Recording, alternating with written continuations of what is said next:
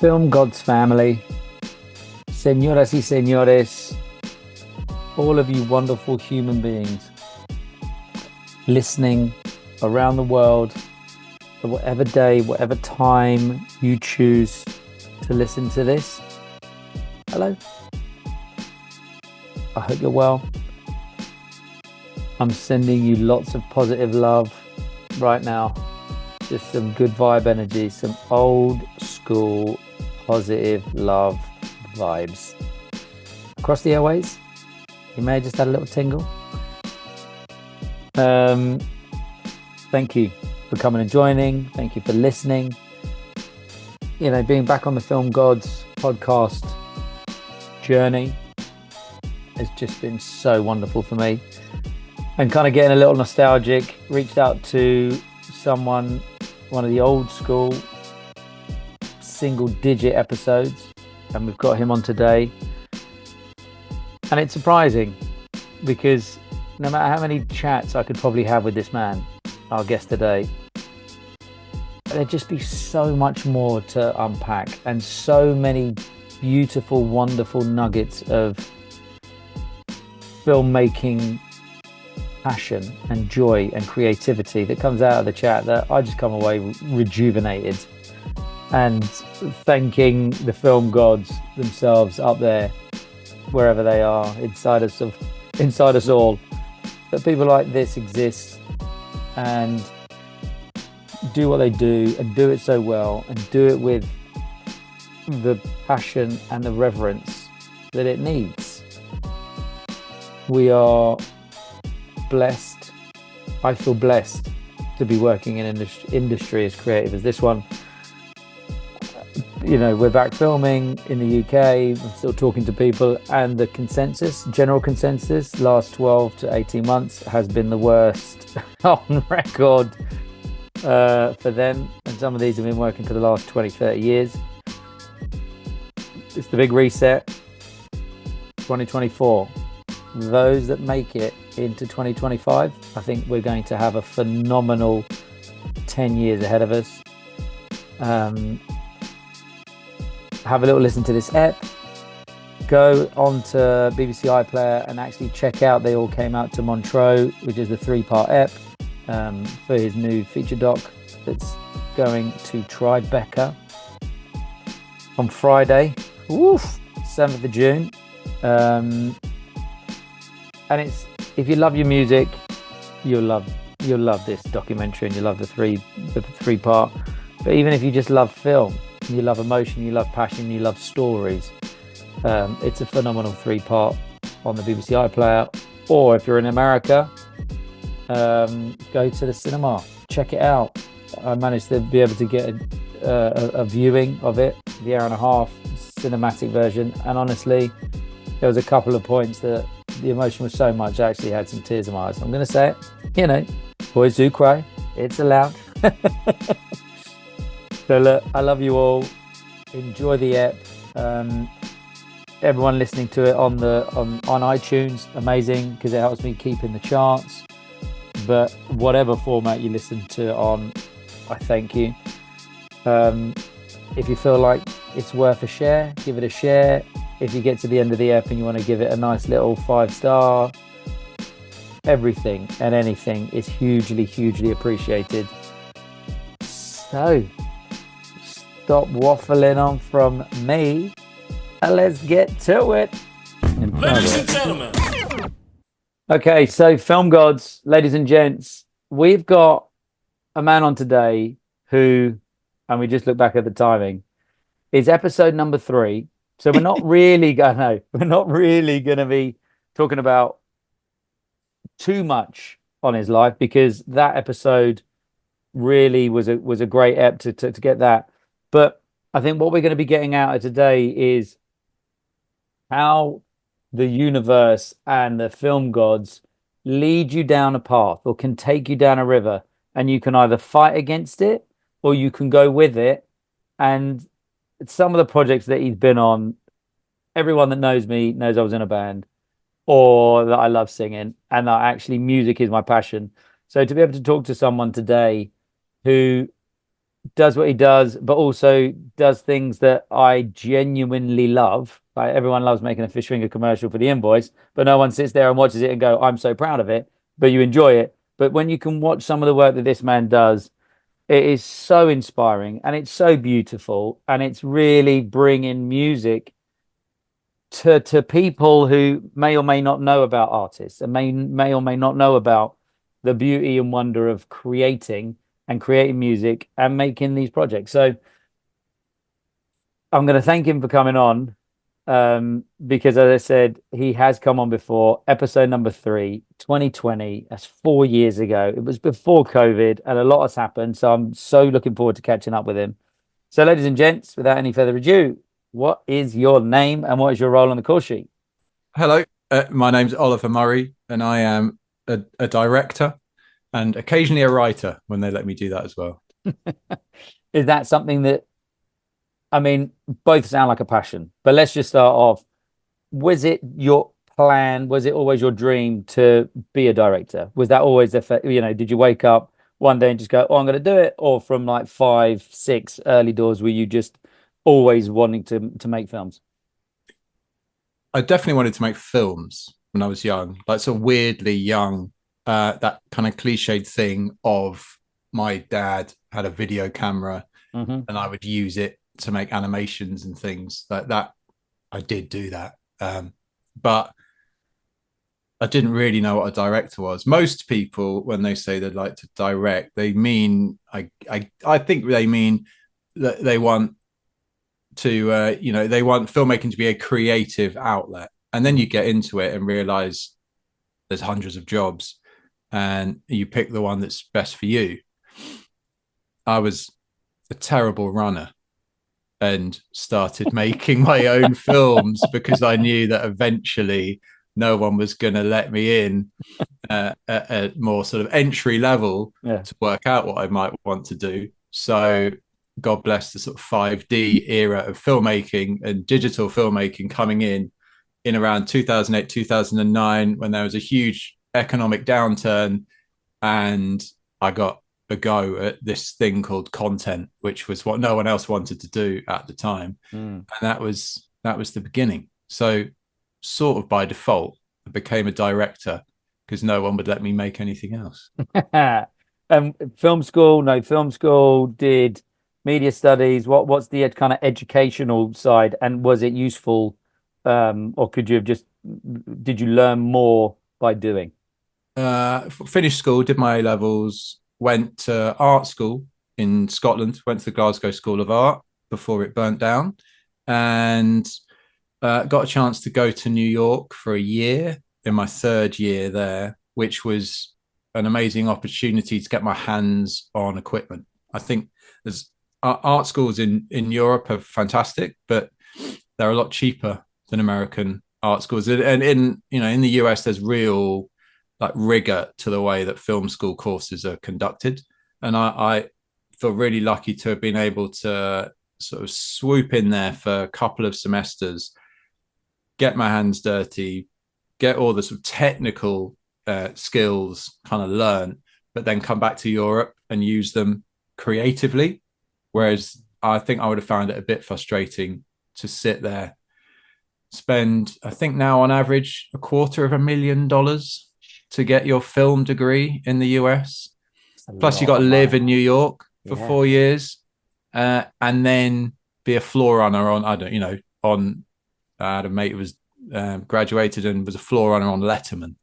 That's a long way Wow. to go to get to where you thought you might be, when you're Mm. making these films. So that's what I did. But then, yeah, because I just say graduated into a economic downturn, which actually was a blessing, really, to be given a few £1,000s to make some content was a lot better than not being given anything at all, and to not have a job on set that I wasn't invited to be on, if you know what I mean.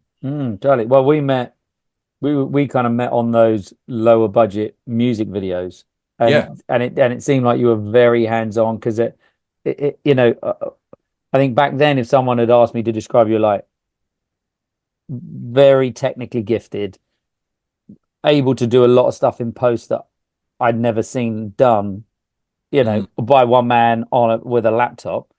Um, did that niche and did that ability to kind of not be a one man band, but be able to do things by yourself, and it's not costing production companies, you know, thousands of pounds in post, but just more of your time. Do you think that was something that was useful to start building up a bit of a show reel? It was the only way I built up a show reel, to be cheaper.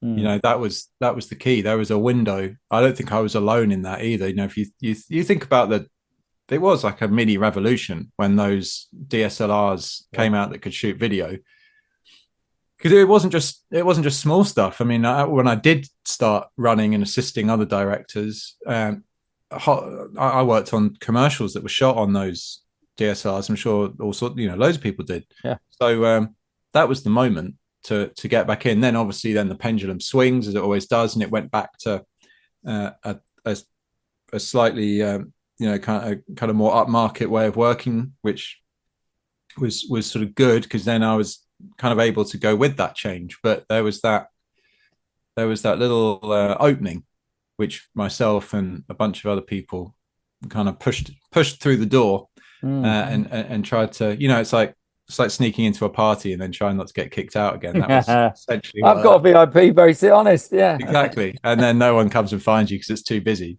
Then you just like hang out, try not to kick up a stink. But it kind of, that 2008 digital 5D revolution. I remember having a dolly with a 5D on the end of it. I'm like, this is like, you know, there's a change happening. And I think that change, you know, it's nearly 15 years ago. We're kind of now seeing the flip side of the coin, where now actually shooting digital is the standard, is the norm, Yeah. and content now not being a word that's looked down upon. Whereas before it was like, you know, you'd have your TVCs, your standard 35mm TVCs, and content was like, oh well, it's cheaper, no one watches it. It feels like that as you said, the pendulum has swung, and it's like we're making these TVCs, and I think everyone's kind of going, the TikTok socials that's happening next door is going to get hundreds of millions of views, whereas this, you know, TVC 30-second TVC that we're doing may or may not be seen by half of that amount of people. So I guess thank you from all the young directors now that are doing content. It was your, not your generation, I'm saying but that early push to show what can be done, that allowed it to really grow roots. And it's taken a while, but we're slowly getting there. Where now content and social and people being able to make things by themselves is just, it's so much easier for people. I guess technology has given us all a chance, but did you see technology changing film and giving you such a chance as it did? Well, I think it's interesting to talk about distribution as well, because Okay. making it is one thing. Like Hmm. making it, if you have the right people around you, and like when we met, I think everyone that I was working with, it was, I was working on other jobs, and there was a community of people that wanted to make their own stuff and kick on. But it's easy to forget that sites like Vimeo weren't that old, Mm. and it used to be like, these gatekeepers at film festivals and things like that, and then suddenly there was stuff like Vimeo and online competitions and things like that. So I definitely saw that was a way. If you worked hard on making sure that you giving yourself opportunities to be seen Mm. is really important. You don't have to make loads and loads and loads of work to be seen and get paid opportunities. You just needed to make one or two things that really hit the spot, and then make sure that you place them across a calendar year in the right festivals and the like, to make sure that it kind of resonates. Mm. And would that have been for music videos that had done, or more documentaries? Or when you say distribution, let's just dig into that a little bit more. Mm. I mean, I mean, as I say, let's just start with Vimeo. And they used to be, I mean, it's sad because I heard the other week that it's not happening this year, but the Encounters Festival down in Bristol was a really important is a really important short film festival. And I made a short documentary. It was 90 seconds long. It was called Treasure, and it was about a metal detectorist.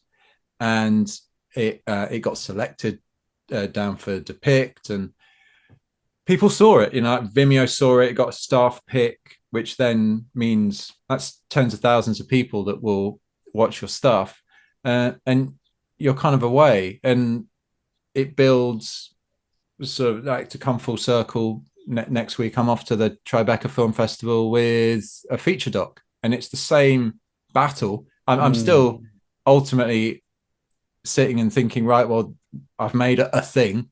And granted, the team is bigger, and there's people with financial investments that want them back and are pushing. And I'm part of I'm a cog in a machine of how these things get out there now. But it's the same issue. Is I know how to make stuff, but finding an audience, whether it's a commercial, a TV series, a movie, anything in between, that's becoming harder and harder to understand, frankly. I find like where this stuff is going.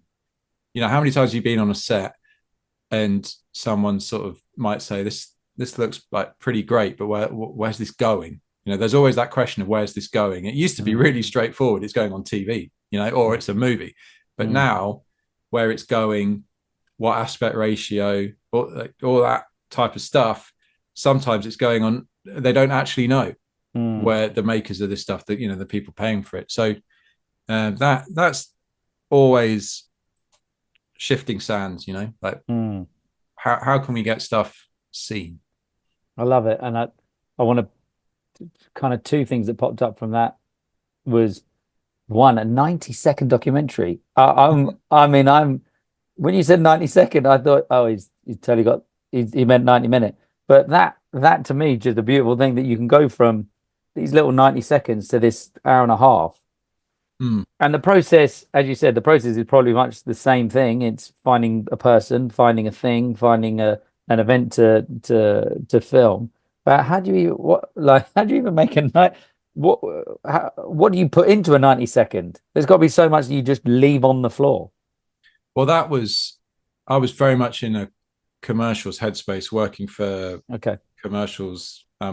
Always be very grateful to the guys at Rogue Films, who I worked for a good few months, and I worked with Sam Brown a lot in that time, and just seeing the forensic shot-by-shot storytelling that went into the commercials work, just kind of, you just get saturated with that kind of that approach. And I had weekends to go and make stuff, and I can't remember, someone must have given, it's great advice, whoever it was, that said to me, don't overstretch yourself.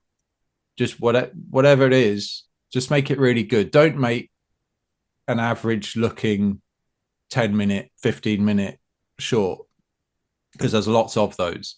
It's almost, it's like a requirement from film school to make these things, and that's the sandbox that you try things out, and but it kind of clutters the pipelines for everyone else to see this stuff. So I only had a weekend, and I thought, well, let's just go and shoot for a day, and that kind of equates to 90 seconds of really good footage. So I went and saw a metal detectorist who knocked on my parents' door. Actually, it was my parents live on a small farm, on a sheep farm, and he came and said, could I detect on the field? And I happened to be in the house, and I sort of had my filmmaker brain on, and just saw him combing the field, and then I went and spoke to him, and it's just that noise, that the beeps and the squibbles, and the combination of him and that sound. I just thought there's some edit points there that will cut together really nicely. And then when I went to his house a couple of weeks later and saw that he had about 10,000 items, that he'd found, and he Wow. loved the little West Ham badge that he'd found as much as a coin that's now in the British Museum. It was that kind of love for what he did, which I think talking about it now, that's maybe one of the themes of what I always seem to respond to, whether I know it or not at the time. Mm. Once you start looking back at your work, looking for themes, yeah, it's definitely not the case that you imagine it moving forwards, but you will naturally gravitate to certain things, and that's definitely something I just love to spend time with people that are passionate about what they do. And that's a That's a real really blessing. lovely, lovely kind of segue into music Yeah. and, feature length documentaries because there aren't, everyone says that they love what they do, their job, but musicians at that top end performing, day in, day out or writing music, there has to be love and there Mm. has to be passion and there has to be an enjoyment. And there's been a few kind of really beautiful projects that you've done over the last couple of years. And I'd love to dig into them because I know you're going away, as you said, to Tribeca. Um, but let's maybe touch base on the first one of that theme of work and what that did and the lessons that you learned from it, and then subsequent kind of feature length docs as well. Hmm. You mean how the ball got rolling, really, on that? Yeah, how the ball got rolling, which was the first one, because Yeah. honestly, I don't, I've seen them, and Ronnie's was great, and this Montreux is great. As I said to you, I watched it the other day, and there were a few tears just because of the emotion of the music and that kind of passion. So, Mm. firstly, from my point, thank you for making documentaries about the thing that I love most on this planet, from a creative perspective. So, thank you, brother. But let's Yeah. let's let's let's now dip into how did it start for you? Uh, well, as you said, we met making music videos, Hmm. uh, and I made a bunch of music videos, some good, some not so good. And I was also making these short documentaries, sort of kind of for myself, with an eye also, more storytelling driven stuff to get moving in that world. And so it was kind of a natural melding of the two things, if you like, music videos and docs, music docs. And I was asked, well, I mean, the wild thing that sort of blew my mind, and it never really got put back together properly, was when I was asked to go and hang out with Bill Wyman, the original bass player of the Stones, to talk about potentially making a film from his collection of home movies and all the things that he'd gathered. Weirdly, I've just talked about this 90-second doc about a metal detectorist. Weirdly, that was kind of a brilliant thing to show him because he's a Hmm. collector.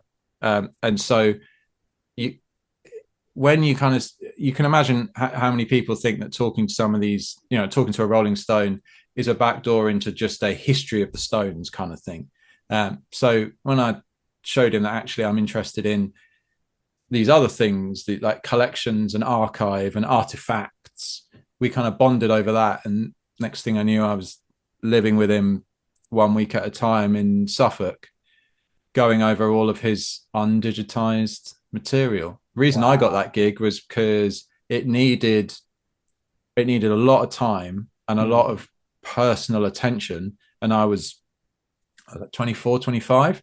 And some of the more established filmmakers, the names that were, abroad, and a lot of, at that time, like docs were really kind of coming up, but there was still a real sense that the big ones get made by American, that cliched of we need a Hmm. big American director to come over and give it the Hollywood treatment.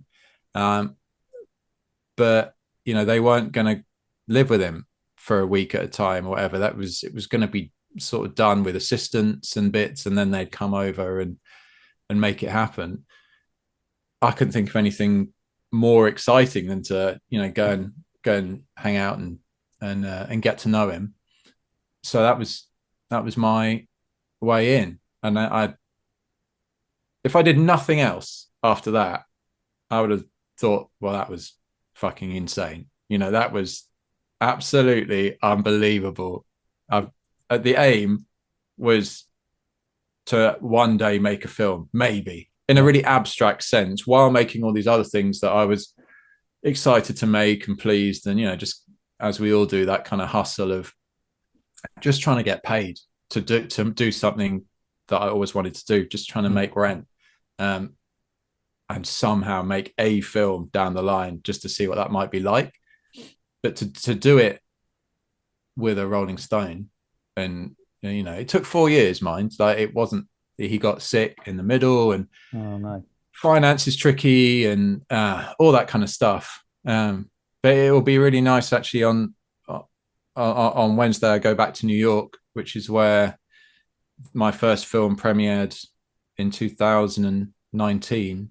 So it's a bit of a full circle moment for me to kind of take stock, and that's why I was interested in talking to you again, because that's sort of where I'm at, really. This idea of pausing for the first time and having a think about it, and it's pretty wild. But it's that Steve Jobs quote. It's like you can't join the dots looking forward, you can only join the dots looking back. And that kind of full circle of, 100%. a film student in the early 2000s going over to New York to then, whatever, 20 odd, or, however many years later, being there for your first feature. It's, I think the universe, and this is why the podcast is called The Film Gods, because I truly believe that there are things that happen in our lives. We have to give so much of ourselves to this industry and our partners and our family and our friends, um, accept it because they see us come home from work, or they see us in an edit, or they see us, at our premieres, and they go, look how happy they are, and look how energized going to work is. And I think it's absolutely phenomenal that your your passion, your ability to see the micro and the macro. So the macro, as you said, someone looks at the Rolling Stones and they go, "Oh my God, I want to see all the live footage of you on stage and seeing all of things." And it's actually, no, he wants to make a film about his life. And he doesn't need to have the videos of Rolling Stones at Hyde Park in 20 whatever. He wants all of his family, and that's then where it boils down. It's like the most important things for a lot of people are the small memories, and you coming in and making a beautiful documentary about those small memories will mean more to them than anything. And this is where the latest doc, yes, it's about one of the greatest, biggest jazz festivals on the planet, but people that come in, all these entrepreneurs that want to make the next Amazon, it's like, yeah, but it starts off in a basement, That's it. and it starts off with one person and passion and love. Um, so you did the Rolling Stones. You've done right. Tick. Let's go through rock and roll history, royalty. You've done the Rolling Stones. What was the next project? So straight on to Ronnie's after I that, love it. I love it. which, I mean, I've just said that my mind was blown. That might be a theme as we talk, but Okay. then, as I say, that the dream was make a film at Yes. some point, Yeah. um, in however long I might be blessed to be able to work in the film industry in any form. And then got home and was immediately offered Ronnie's. I'd not been offered anything before. It had always been pitching and slogging and working with producers, but that was a mad one, because I had a phone call from a new agent who said, "Did you want to talk about a Ronnie Scott stock? It's kind of ready to go." Obviously, like the agent didn't know me well enough to know that that was my absolute mecca. And I would, regardless of what else he was going to say at that point about money and schedules or whatever, I was just in. If it somehow meant that I could sit at the back up at the bar, for a good year, working in inverted commas on a documentary, then yes, please. So I did that. I think that's probably my most personal film, and the one where I really kind of got to double down on this idea that uh, you kind of, one of the marketing lines that someone came up with when we launched it in the US was "Come for the music, stay for the story." And I think I've always hung on to that because that is the best distillation of what I'm always trying to do. Because music docs are a funny thing that uh, the music is a great asset, but it's not going to automatically translate to great film and television, because film and television is about stories and conflict and struggle. Often, in the case of Ronnie's, there's a lot of struggle, but it can get quite heavy sometimes, and that was really, Ronnie's is really about grief and music as a sort of medicine. I think when passion gets that intense, it's not so much a case of liking music, it's a case of needing music. I think Ronnie Scott needed music to the point where he had to build a nightclub to be surrounded by it all the time. I mean, that's how much he needed music. He was a professional. He's like one of the best saxophone players in the UK. Yep. Not enough. If he wasn't playing, he needed to be listening. Do you know what I mean? It's that kind of, and I think, and that resonated with me. And that's what the story's about.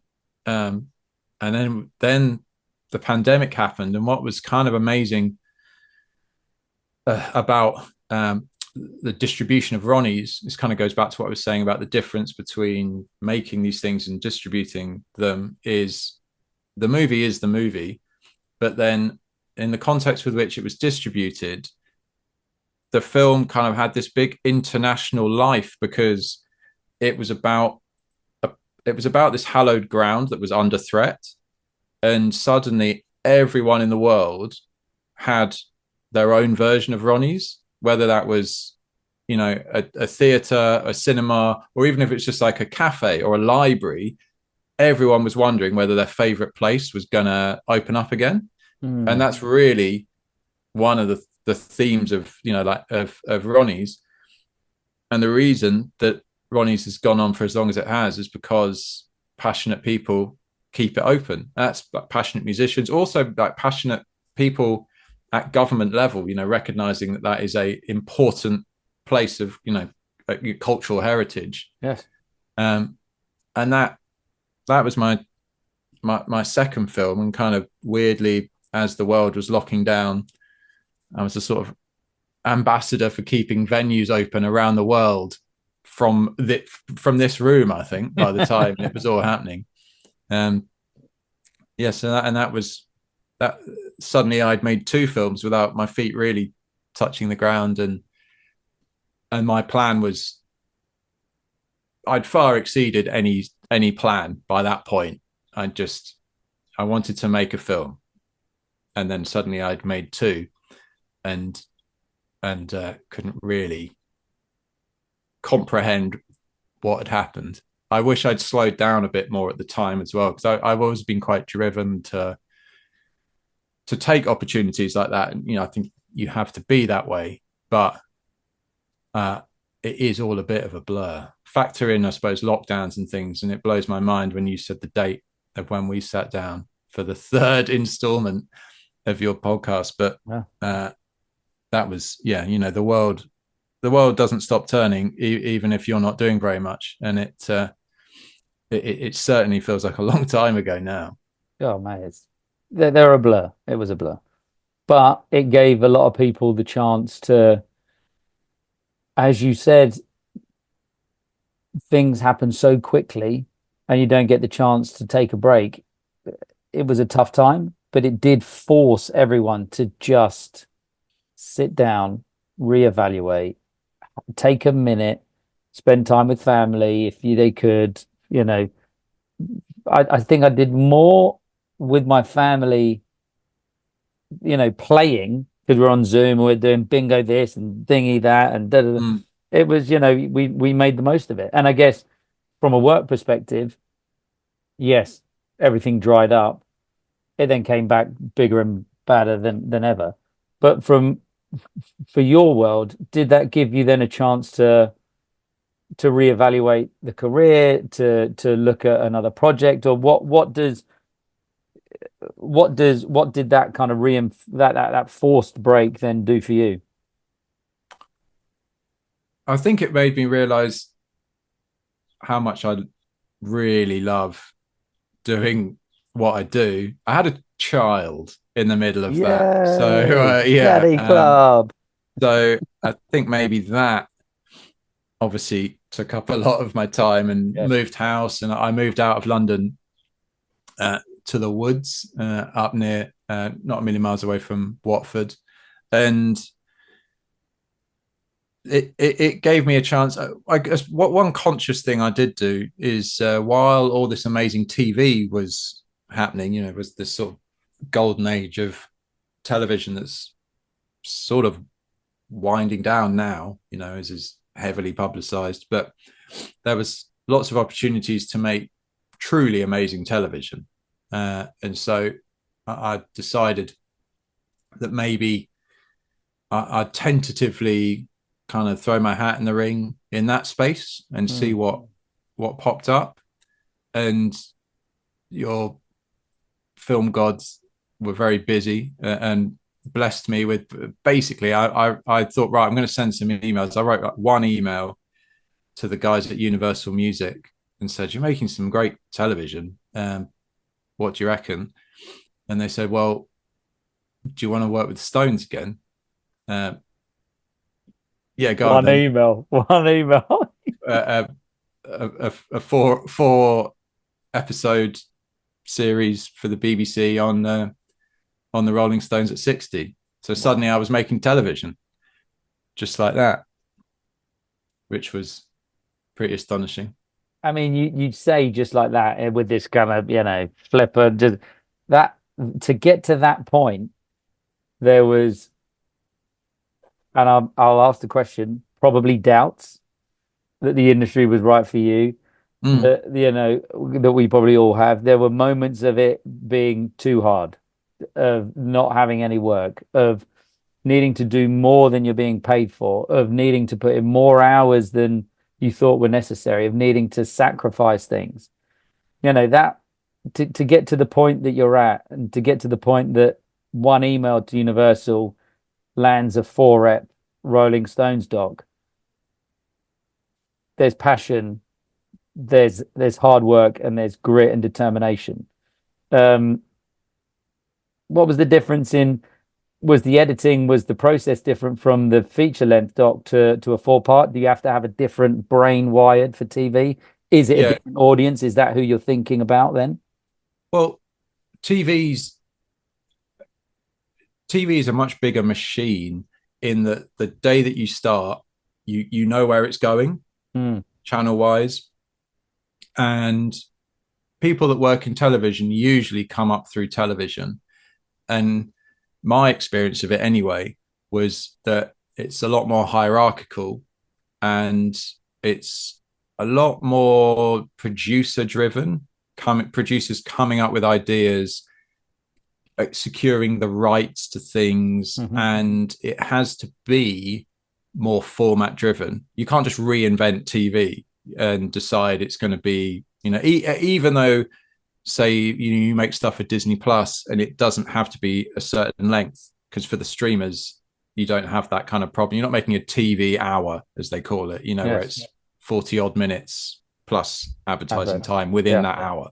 So there are more rules, and I hadn't experienced that before in quite the same way. But weirdly, I sort of worked with the Stones before, so knew what was going to wash with them, and that kind of stuff as well. So it was very different, and I get, frankly, I prefer making the feature docs.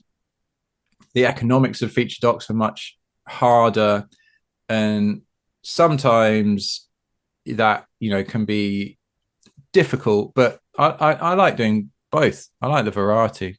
It depends. That as long as the idea fits the format, that's fine. If you're trying to shoehorn a really good, sometimes I watch these 8 episode mega series, and I think that could have been either an amazing mini series or a really good feature doc, you know. But we're coming out the back of this whole longer is better thing, this kind of, you know, the content wars, the streaming wars, where people just wanted hours of content. If you go to places like MIPCOM and things, you know, which is the kind of annual dust up for content buying, film and television buying, they talk about content in terms of length. Like, so someone will go and say they've been signed off to buy 15 hours of television. So that's then incentivizes people to make 8 hours. So, you know, so that they can maximize. And that wasn't a healthy thing. That wasn't a healthy thing creatively. It might have done very well for certain production companies getting these things away, but it was the cart leading the horse. So moving forwards, I'm always really kind of hot on if someone is pitching something, or if I'm working with someone to work out who likes what we may or may not be putting together, it's got to fit, because it's so tantalizing to just say yes to someone, because you get no's all the time. You know, it's that old thing of 99 no's but one yes. That's absolutely fine. I'll take that all day long. As long as you're not stitching yourself up where in 18 months you've made a subpar miniseries because it should have been a feature film. That is something that you need to avoid. And are you, I mean, the process of TV back to docs, there's the Beatles and then there's Montreux. Yeah. Did you kind of was now them working with the Beatles, that was that like a little palate cleanser out of TV? But where does that sit? And one, you know, I love that you've referred to working with the Beatles as a palate cleanser. I know. As I said, it, like, working with the Beatles was like the spiciest, most absolutely insane little mouthful of insanity.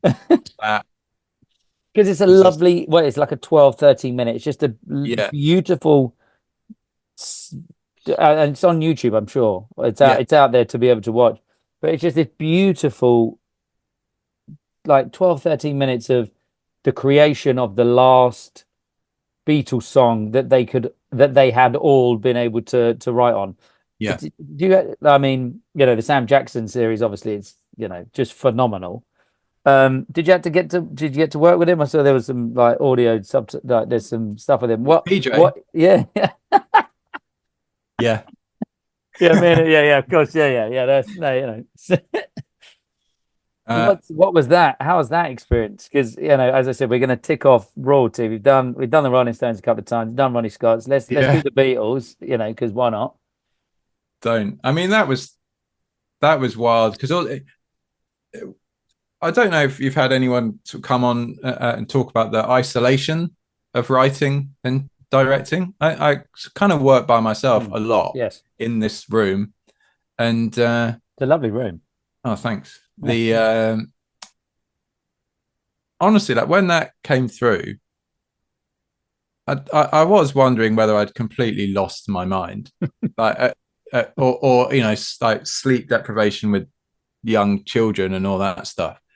I honestly thought I am going to wake up, or I've always thought I'm a little bit sort of mentally fragile at the best of times. Is this just me properly cracking now? But that was amazing, because I'd always wanted to make a really good medium length short. I've still got a lot of affection and a lot of time for all this great stuff that comes out of the commercial world, and I kind of left it for a bit, which you have to do. You can't do both, really. I think maybe some people do, or at least get the impression is that they can, but there's a lot of people working with them to facilitate that, you know, like big production companies where there's producers, production managers, researchers making commercials while the director's finishing whatever else they're doing, that kind of thing. But I really wanted to make something that kind of harked back to that world and exercise those muscles of that kind of ruthless clarity of intention and storytelling. And so the brief for that was actually that this last Beatles song was going to come out in the autumn of last year, and every news outlet was going to want a piece of Paul and Ringo to talk about it. So if they could make a little film that would tell everyone everything that you needed to know about the story of the track, then that would take the pressure off these guys who aren't getting any younger. And Paul was going to be on tour in Australia and South America. Could we make something that would lighten the load on everybody in their camp to just tell the story? And then I said, well, yeah, we can do that, but also, and without costing you any more money, what if we also just creatively really go to town with it and get the stems out and build the kind of track from the demo through to the finished piece?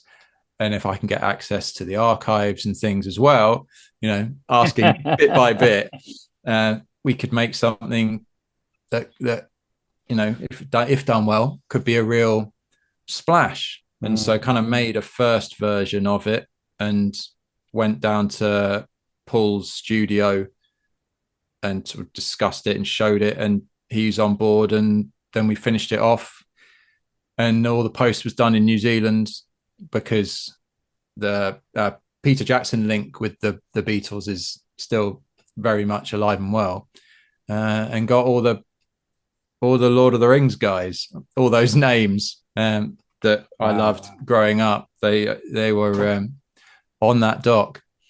So that was an amazing one to do, for sure. I love the way you just dropped in Paul. Paul, for us, mere mortals, it's Paul. Like, hey, Big B. Yeah, the Macca. What are you saying? Now there seems to be a thread which I think ties in nicely to Montreux, which is, and we've already touched base on it, but your ability to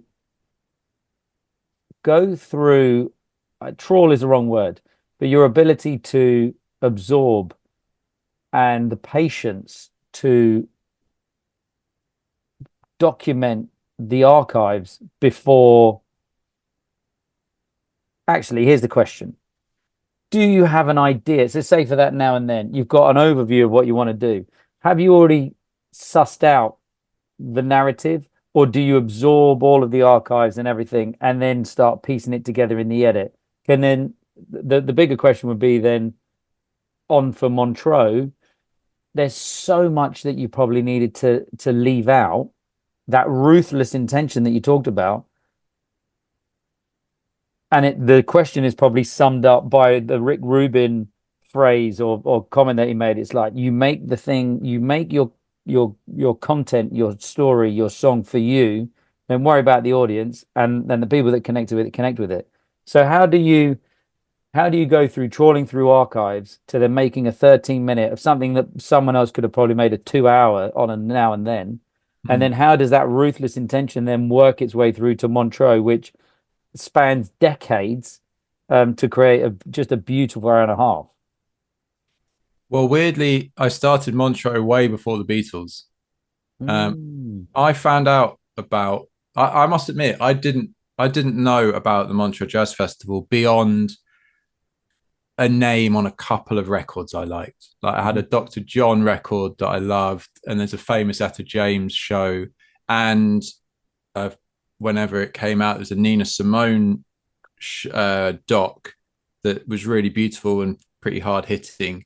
And she comes on in a black dress and that kind of super edgy full blast Nina show. That's at Montreux. And this is a sort of window into why hanging out with Wyman was so amazing. We were we'd finished work, like going through photos and stuff, and we are just talking about music and the things that the people that he'd met and people he'd played with.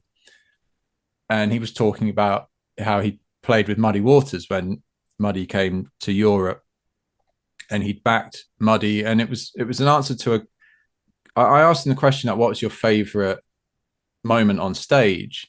Kind of thinking I'm still, it's just one of those easy, open questions at the end of an interview, just to see what kind of Stones anecdote we might get to fit in a scene somewhere. And he said, "Oh no, it's that playing with Muddy Waters on stage at the Montreux Jazz Festival. Have you heard about the Montreux Jazz Festival?" And I said no. Then obviously you choose me out for being an idiot, and and that's how I kind of locked in to that. So I think I'd probably had it on a list of like a little list of things I wanted to check out after my first film, and then Ronnie's came along, and that just occupied every waking moment for that amount of time. But one thing I could do during the lockdown was to watch lots of archive. So this, completely by accident, archive has sort of become this thing that I'm asked to do. There's a sort of archive specific strand of filmmaking that I'm occasionally asked to make things with. And when you get into music and archive, it's really fantastic to be asked to do that kind of stuff. So they sent me a few things during lockdown to go through, and BMG Films had a whole slate of things they wanted to make. Because of the lockdowns, about 90% of the things they wanted to do, which would, a lot of them would be tour films, like films to, or at least let's make a film because we're going to do the big world tour of so-and-so. When those incentives disappeared, suddenly the idea of a Montreux Festival project was the kind of thing they were looking for.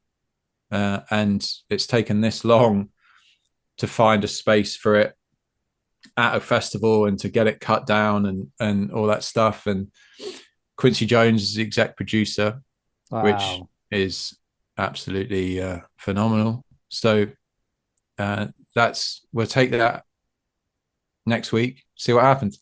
Yeah. Remains to be seen. I'm very comfortable with that one. That obviously I would prefer it not to be absolutely panned, but I don't think it will be, because it's gorgeous. It's something that's it was a very precious experience for me to go through all of that and kind of pass it on. There's I mean, some of the guys that I interviewed, they say that, later in the doc. It's this sort of, I do feel on the one hand that I want to broaden out and do different things, which I plan on doing, where we sort of are quite far down the road with a couple of things. But the thing that I want to hold on to is I'm in a really amazing position of being able to be part of passing on a legacy, some of these people's legacies. I think it's really valuable, and if I'm able to make things that show these people that we now revere as Sir Paul, or the like world conquering Rolling Stones that we see with merch shops on Carnaby Street, and they sponsor Barcelona Football Club and stuff. That's all like fun and that's great.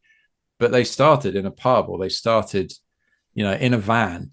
And my biggest worry actually is that there aren't going to be grassroots venues. It seems, doesn't matter how loud people shout about that, it's slowly happening year on year. No venues. The idea of jumping in a van and doing little tours, like local tours and stuff, that's your 10,000 hours.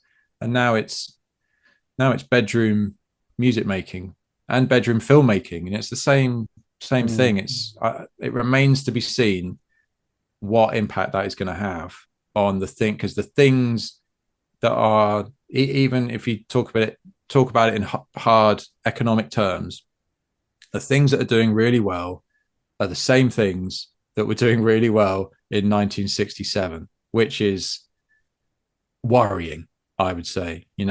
Yes, every now and then you've got, globally speaking, there's always going to be a Beyonce and a Taylor Swift and a Dua Lipa, and that's they are masking a deeper, more worrying issue, I think, of how young people get to be creative in whatever pursuit it is, and kind of create this a second wave. I mean, it's mad that there hasn't been a proper wave that's kind of kicked those guys and girls from the 60s and 70s away. You'd think it would be too congested, but it is. But it isn't. The Stones are on tour now, still. That going to end up being, I think, close to the most profitable tour this year will be the Stones in the US. Wow, it's amazing, and even they'll tell you, they're very, very surprised that that's the case, and slightly worried for the future. I mean, just absolutely waxing on that. You kind of look at what life is for teenagers, and you think, well, it's all the parents and grandparents, they used to go, oh, I went to football when I was 14. Well, it's outpriced for the teenagers right now. Yeah. And you think, right, well, where can those young people that do want to go? Like, I started my life as a 15. My mum would drive me to Brixton Academy and to the Astoria to let me go and watch even bands like the Foo Fighters before they hit stadiums. And you find this love for music through being in the room. You don't get the emotion of music through listening it in your headphones. You're there, you feel it, and maybe those, like, the full moon in Putney and the King's Head of the Putney Bridge. That changed. The full moon, God bless it, still rocking around, but without anywhere for these people to do it, they probably will just go on YouTube, but they're not getting the same experience of learning how to, a guitar, a string just snapping and having to keep playing and restringing at the same time because you're performing for people. And I just hope that the economy of music, the business of music, doesn't kill. And it says it in the Montreux, in the festival. It's like, maybe sometimes the business of the music would dictate which bands do make it. You're like, would there have been a Nina Simone? Would there have been a Rolling Stones? Would there have been a U2? Would there have been an Oasis if the money men and women in the business in the suits had just gone, this is what the consumer is asking for? It's like, they don't know what they want. The Noel Gallagher thing is like, they don't know what they want. We just give it to them and they like it or they don't. And I really hope that festivals like Montreux, I mean, from where it started to where it is now, it's totally poles apart. And the Rolling Stones doing their thing, it's like the last little bastion of old school that these people that do have, memories of the 60s go and relive them. And I think it's beautiful. But as us, as late 30, early 40s, is there going to be a band for us? Will the Foo Fighters, will Coldplay, will whoever it is be still rocking in that many years' time? Probably not. Where does music go? Where do film festivals go? Now, the Montreux Film Festival, it's about a film festival, but it's about a man and the stories of what he went through. Has it made you want to go there?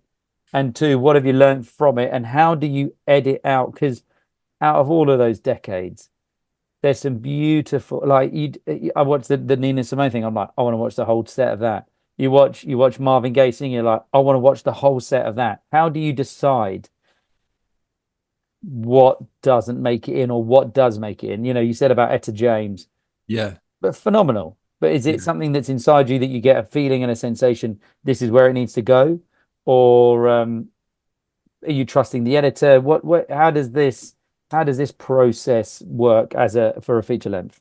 With the music docs, you've always got to be careful you don't end up having a kind of compilation of performance and then story that's completely separate, almost like two tapes where if you press play on one, you're pausing the other.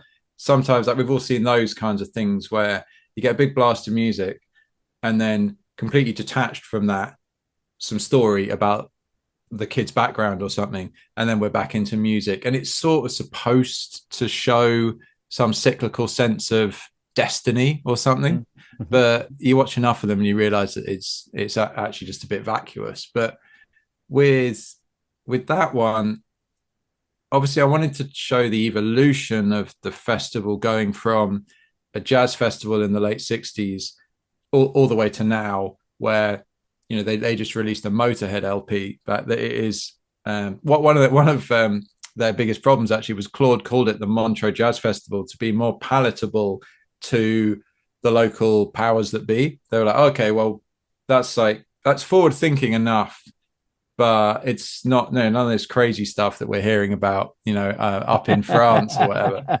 So he actually rued the day that he called it a jazz festival, because even by 1970 they got Deep Purple and Frank Zappa and everyone coming down, and Pink Floyd.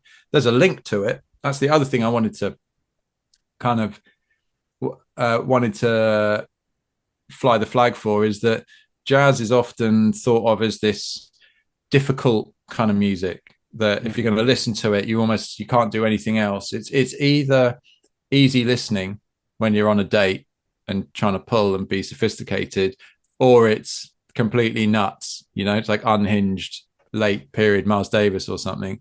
But I wanted to show that actually jazz is really inclusive, full of all sorts of people, brilliant musicians who want all this variety. So it's like at Ronnie's, if Jimi Hendrix comes in, that of course they want him on stage. Do you know what I mean? It's like it's way more open than it's given credit for. I wanted to land that idea, and then also because, like I said earlier, this idea of come for the music, stay for the story.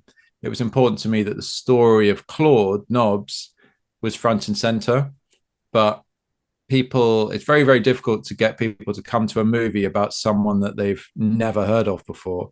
So the poster kind of looks like a gig poster with all these names, and slowly but surely you start to kind of boil up Claude's own story, so it rises to the top of what's going on.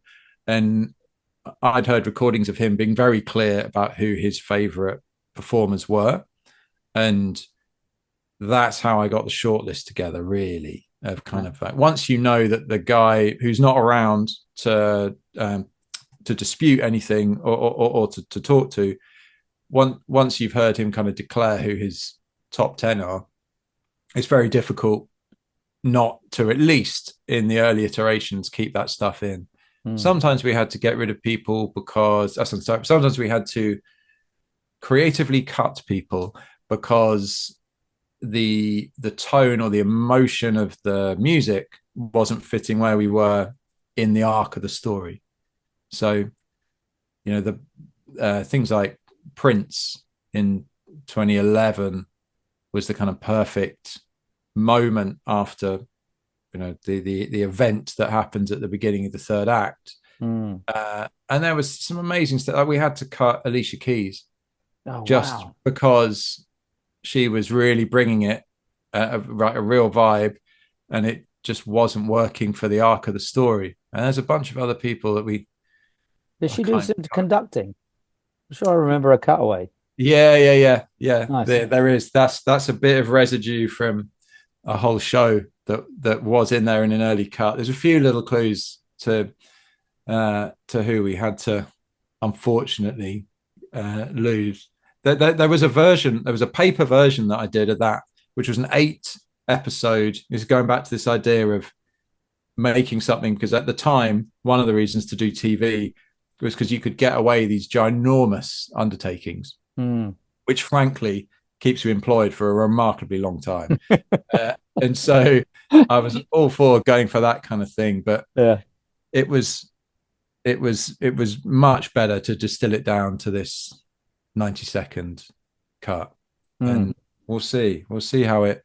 I I do like doing these things where the story isn't dependent on the outside world kind of coming round to it. So there's some amazing stuff happening at the moment with young teenagers making amazing docs about life in Ukraine, or in Mm. Gaza on their phones. And I've seen quite a few of these kinds of things because we're on the circuit with the Beatles short film for awards and things. It's popping up, and thankfully, actually, these young kids are being, they're getting the lion's share of the focus, as they should, because we come along with our resources and all that stuff, and people watch that short. It got insane distribution on all sorts of different channels and things. So to see these young kids coming in and doing their thing is, it's important. I forgot why I went off on that particular tangent. Love it. Well, I think for me it shows your narrative arc of your own life, which Oh, the it's music, about yeah. story and passion How I chose the and music, yeah. and yes, one, how did you choose the people that were in it? Because you look at the list of people that are like, Carole King, she gets, a couple of bars in a verse. Marvin Gaye gets like, a little bit of a thing. And you're like, imagine, and you see the vaults and you're like, the content Yeah. and the amount of things, sorry, things, the amount of, because it looked like a studio shoot. Like the music festival, it looked like he had from the very off gone, right, I want to have camera 1 and 2 up in the gantry. I want 3, 4, and 5 down on the thing. I want to, and over the shoulder of the drummers. Like he had thought about it. This wasn't just it felt like he put a lot of time and a lot of effort into it from the beginning because he could see a vision Oh, it of was where huge. he wanted it to go. They in a lot of ways they invented a lot of technology for live recording, and he very quickly kind of he had a great relationship with Sony in Hmm. Tokyo, and he there was a funny story. It didn't make the cut, but he went to Tokyo for the unveiling of HD technology, HD filming technology. Big deal. And Z1. he turned Come on. he turned up. Well, this was like uncompressed HD in the 80s. Oh wow. So like he went to Japan, and it's very like reserved culture. Everyone's sitting there waiting for this presentation, and Sony showed footage of some cherry blossoms shaking in the wind, and then of Mount Fuji, which, as glorious and HD as that might have looked, doesn't do shit. No. So Claude Nobbs, this like, little flamboyant Swiss man, stands up and goes to Mr. Hayazaka, who was in charge, like, what the fuck? Come to Switzerland, bring your gear to Switzerland. We'll get, Marvin Gaye or whoever, and that will showcase HD properly, not with trees flapping in the breeze and all this stuff. So they flew this gear over to Geneva. It was so heavy that they brought it up on barges because there's too many bridges and things in Switzerland for all this Oh gear. wow. Floated it up into the venue and shot a load of HD performances in the late 80s, which they couldn't actually watch back until 1992 because the technology to capture the stuff was there, but not to show it. So he was so Weird. far ahead and such Yeah. a kind of like tech guy that he just wanted to capture it, and he trusted and he knew that in 5 years' time or whatever, that someone's going to come along and be able to properly play back, because it was just such a huge amount of data at that time. They could store it, but they couldn't play it back Mm. fast enough. And now here we are with they're actually I tell you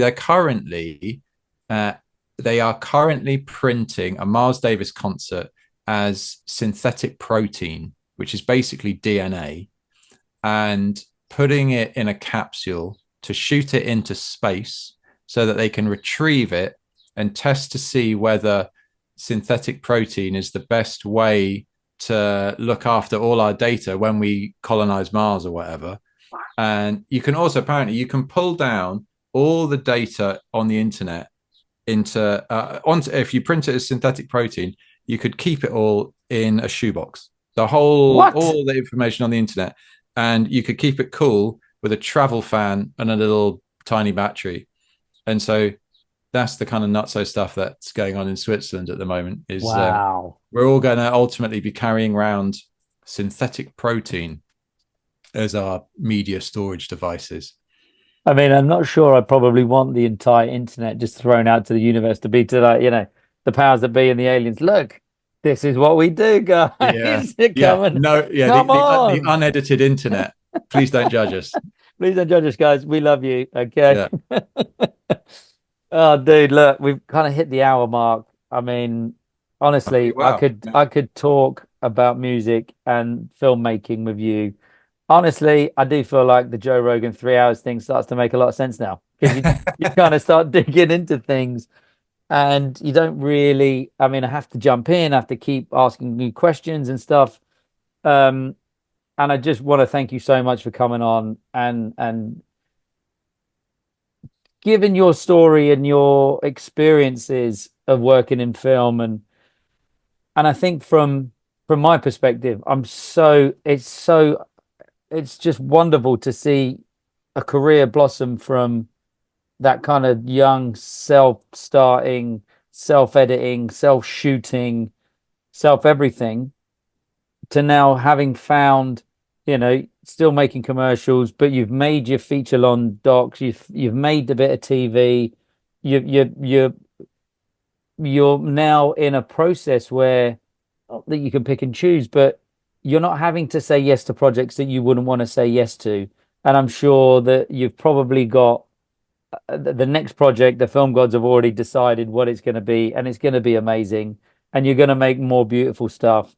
And I just thank you for giving up an hour of your time to come on and hear, for me to hear your story, but for those people that maybe are going to work with you, just to hear how you work, for the students that are coming up, and even for the teenagers that are making those documentaries in Gaza.